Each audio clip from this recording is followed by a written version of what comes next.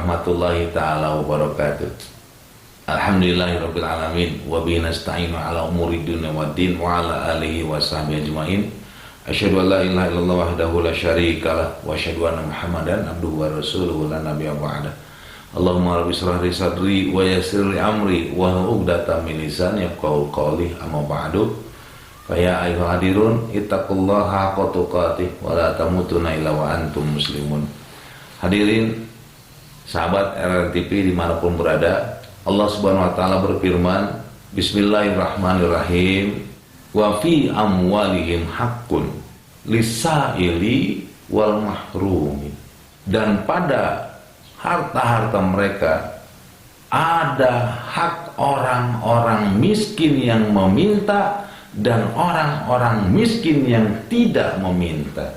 Sahabat RRTP, sadarilah bersama bahwasanya ada hak orang lain di dalam harta kita itu. Ada hak fakir miskin.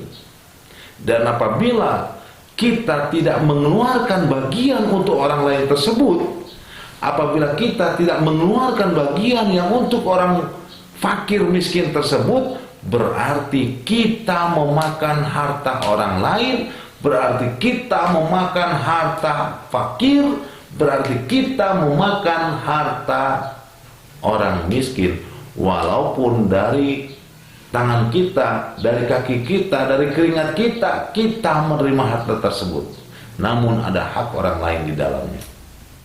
Nah, apabila ini terjadi, kecelakaanlah bagi diri kita, kecelakaanlah bagi harta kita, sebab kita memakan yang bukan hak daripada kita sendiri.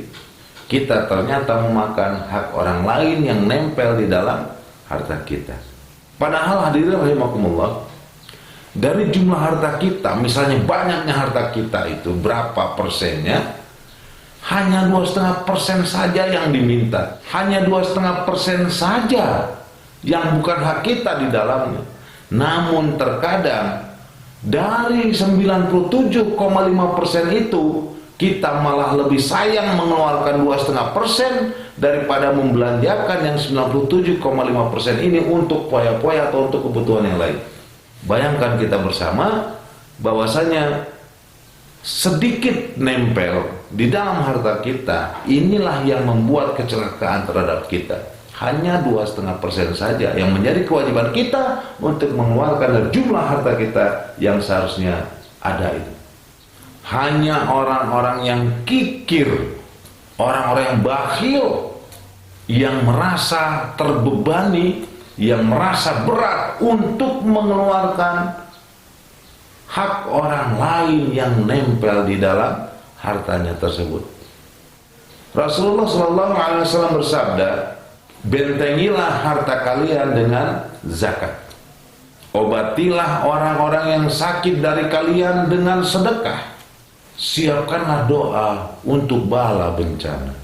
Jadi, apabila kita menyadari bahwasanya zakat itu dapat membentengi diri kita, sedekah dapat mengobati orang sakit, betapa bodohnya, betapa ruginya apabila kita tidak mau melaksanakan hal itu. Oleh karenanya, mari sama-sama kita sadari dalam hal ini ada sanksinya, ada hukumannya apabila orang tidak menunaikan kewajiban, yaitu kewajiban zakatnya, baik zakat fitrah maupun zakat mal maupun zakat-zakat yang lainnya tadi. Bagi orang-orang yang bakhil, bagi orang-orang yang tidak bertaubat tentang kebakhilannya, Allah Subhanahu wa Ta'ala berfirman di dalam Quran surah Al-Baqarah ayat 34 dan 35, dan orang-orang yang menyimpan emas dan perak serta tidak menginfakkannya di jalan Allah, maka berikanlah kabar gembira kepada mereka bahwa mereka akan mendapat azab yang pedih. Ingatlah pada hari ketika emas dan perak dipanaskan dalam neraka jahanam, lalu dengan itu, dengan emas dan perak yang dipanaskan itu disetrika dahi, lambung dan punggung mereka. Inilah harta bendamu yang kamu simpan untuk kepentingan diri kamu sendiri. Maka rasakanlah akibat dari apa yang kamu simpan tersebut. Sahabat RNTP dimanapun berada, demikianlah nasib harta yang disimpan tidak untuk kepentingan agama Allah. Hanya menumpuk harta, tidak terbawa mati, tidak terbawa sampai ke akhirat nanti. Harta yang ditinggal mati olehnya hanya untuk menjadi rebutan anak-anak dan ahli warisnya saja. Ya bersyukurlah apabila anak keturunannya ketika dirinya itu mati mampu untuk mengelola harta orang tuanya sesuai dengan ketentuan, sesuai dengan ajaran yang telah diajarkan oleh Rasulullah SAW, yang sesuai dengan tuntunan syariat. Nah, bila tidak, harta tersebut akan dipakai poya-poya dan hanya menambah siksa kuburnya saja, akan menambah siksa di akhirat saja. Nah, ini kalau disadarin oleh para orang tua atau oleh orang-orang berharta, apabila meninggalkan harta dipakai untuk kepentingan agama, mungkin dan jelas akan menolong dirinya ketika di alam kubur sampai di alam akhirat sana. Tapi apabila dirinya meninggalkan harta dipakai poya-poya, dipakai kepentingan-kepentingan yang tidak untuk keselamatan dirinya, ini akan menambah cilakanya baik di alam kubur maupun di alam akhiratnya.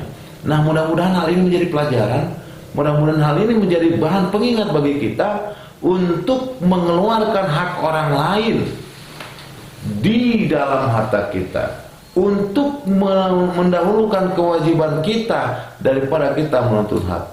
Apalagi yang namanya mendahulukan kepentingan orang lain memang sangatlah berat, sangatlah banyak tantangannya. Namun kalaulah kita mampu untuk melalui hal ini, pahalanya juga akan sangat besar. Nah, demikian hadirin rahimakumullah, sahabat RNTP dimanapun berada, semoga kita mampu diberi kekuatan, diberi keleluasaan, diberi kelegaan untuk mengeluarkan hak orang lain. Bayarlah zakat kita, bayar hutang kita, intinya kepentingan orang lain kita keluarkan. Nah, mudah-mudahan kita juga diberi kemudahan oleh Allah Subhanahu wa taala, diberi keringanan oleh Allah Subhanahu wa taala, dan selalu diberi jalan oleh Allah. Tidak pernah tertutup jalan kita, karena kita selalu mendapat hidayah, karena kita selalu mendapat petunjuk, karena kita selalu mementingkan kepentingan orang lain daripada kepentingan kita. Nah, mudah-mudahan bermanfaat, karena waktunya juga sudah mulai memasukin untuk berbuka puasa. Mohon maaf apabila ada kesalahan. Wallahu muwaffiq ila aqwamit thoriq. Assalamualaikum warahmatullahi taala wabarakatuh.